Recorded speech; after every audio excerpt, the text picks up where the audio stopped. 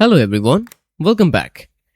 The night Grayson died, Fem and Chris didn't sleep. A storm rolled in just after midnight, the kind that rattled windows and made the power flicker like a warning no one could quite understand. Rain slammed against the rooftops, thunder cracked through the sky, and somewhere in the middle of it all, a secret was spoken. A secret so heavy, so dangerous, that it refused to stay, buried even after death. Ashley Monroe would replay that moment for the rest of her life.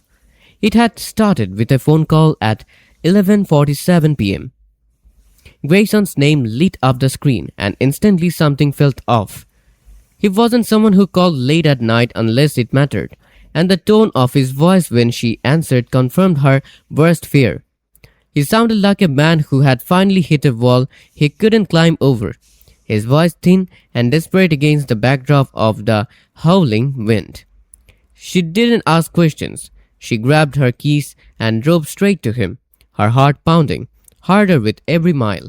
The rain was coming down so hard the windshield wipers couldn't keep up, creating a blurred, watery world outside her car. By the time she arrived at Grayson's estate, the storm had fully taken over. The gates were already open, as if he had been waiting, watching, counting every second until she arrived. I can't believe he was just sitting there, waiting for the end while the sky fell apart around him. Inside the house felt wrong. It smelled of old mahogany, expensive scotch, and the metallic tang of wet stone. It was too quiet, too still, the air felt thick, like it was being squeezed by the pressure of the storm outside. Ashley? Grayson's voice echoed faintly from upstairs, sounding brittle and far away. She rushed toward it, her shoes slipping slightly on the polished floor as rainwater trailed behind her, leaving a dark, jagged path on the white marble. When she reached his study, she found him standing near the window, his silhouette framed by flashes of lightning that turned the room a blinding, clinical white for a fraction of a second. The hum of a vintage desk fan was the only constant sound, a low drone that seemed to vibrate in her teeth. He looked shaken, not scared but burdened, like the weight of the world was physically pressing his shoulders down. I honestly felt my heart break for him in that moment. "You came," he said, turning toward her. His eyes were bloodshot, rimmed with a deep, haunting exhaustion that made him look 10 years older than he was. "Of course I came," Ashley replied. "What's going on? You sounded like a man who's running out of time." Grayson finished. Ashley froze. The grandfather clock in the corner ticked with a deafening rhythm, mocking the very time he said he was losing. Grayson didn't answer right away. Instead, he walked slowly to his desk, opened a drawer with a heavy click, and pulled out a small, sealed envelope. The paper was thick and cream-colored, looking far too elegant for the dread it contained. He stared at it for a long moment before handing it to her. His fingers brushed hers, and they were ice cold. "If anything happens to me," he said, "you give this to no one. Do you understand me? No one." Ashley frowned, confusion mixing with fear. The smell of his cologne, usually so comforting, now felt suffocating. "Grayson, you are not making sense. What is this?" "It's the truth," he said quietly, "the kind that gets people killed." The room seemed to shrink around her, the shadows stretching from the corners like reaching fingers. "It's absolutely terrifying to think that one small envelope could hold that much power." "Ashley," he continued, his voice lower now, more intense, "everything you think you know about this town, about the people in it, it's built on lies. Then tell me the truth," she urged. "Right now." Grayson hesitated, and in that hesitation, Ashley saw something she had never seen before. Regret. It was a raw, naked emotion that stripped away his usual mask of composure, leaving him looking small against the grand backdrop of his library. "There was a night," he began slowly, "years ago, a night no one talks about anymore. But they should, because everything that's happening now, it started there." Ashley leaned in, her breath shallow, the sound of the rain hitting The window panes sounded like thousands of tiny knuckles knocking. Trying to get in? What night? Grayson's eyes met hers. The night your brother disappeared. Ashley's words stopped. The air left her lungs as if she had been struck in the chest. No, she whispered. That was an accident. Everyone said, everyone lied. Grayson got in. The thunder outside roared as if punctuating his words. A violent boom that shook the floorboards beneath their feet. I would have lost my mind right then and there. To hear that your whole life was a fabricated story. It's gut-wrenching. Ashley shook her head, backing away toward the door. No, no, that's not true. You were wrong. I wish I was. Grayson said, but I was there, Ashley. I saw what happened. Her hands trembled so violently she almost dropped the envelope. Then say it, she demanded. Tell me what you saw.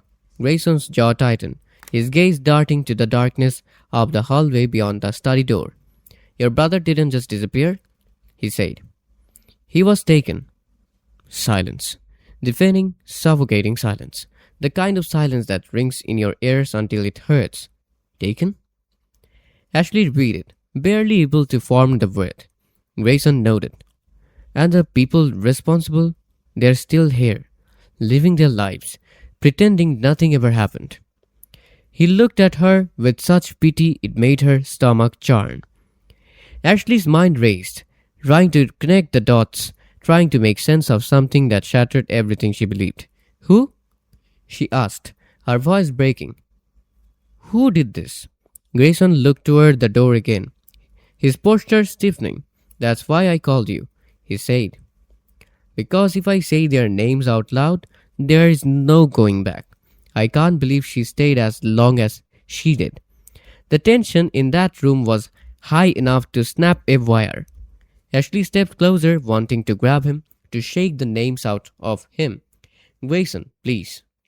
A loud crash echoed from downstairs, the sound of heavy glass shattering against a marble. Both of them froze. Did you hear that? Ashley whispered. Grayson's expression darkened into something lethal and resigned. They're here. Fear surged through her veins like ice water. Who's here? But Grayson didn't answer. Instead, he grabbed her arm, pulling her closer. Listen to me, he said urgently. If something happens, you take that envelope and you run. You don't trust anyone, not even the people you think you know. Grayson, you're scaring me. I need you to be scared, he said, because that's the only thing that might keep you alive. Footsteps, slow, deliberate, the heavy thud of boots on the stairs.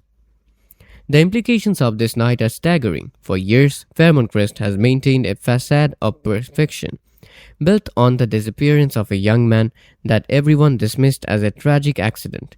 Grayson's death isn't just a murder. It's a desperate attempt by the town's elite to keep the skeletons in their closets from dancing.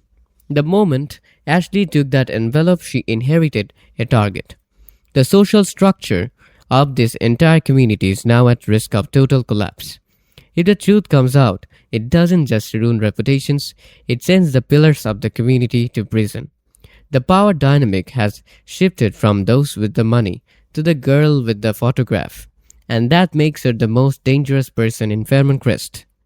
Ashley couldn't breathe. The photograph trembled in her hands as the weight of Grayson's final warning pressed down on her chest. The faces staring back at her weren't strangers.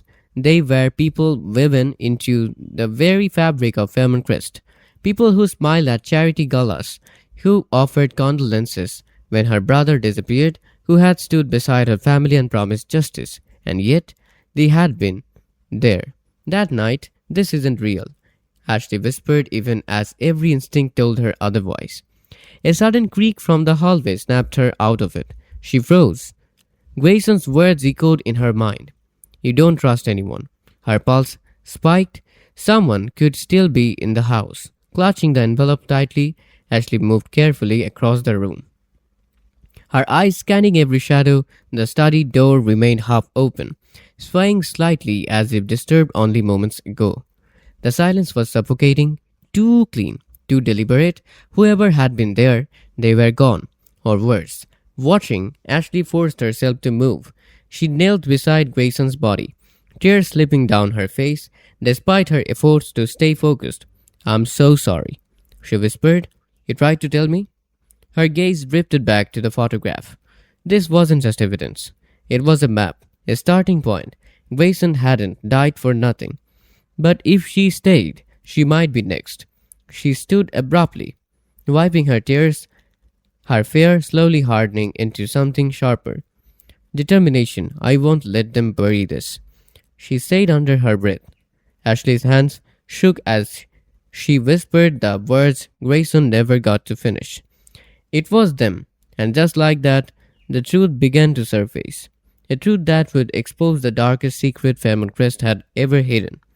A truth that Grayson died trying to reveal, and now it was in Ashley's hands. What would you do if you found out your entire life was a lie, told by the people you trusted most? Would you run, or would you burn it all down? Let me know in the comments below. Don't forget to like and subscribe for part 2 of the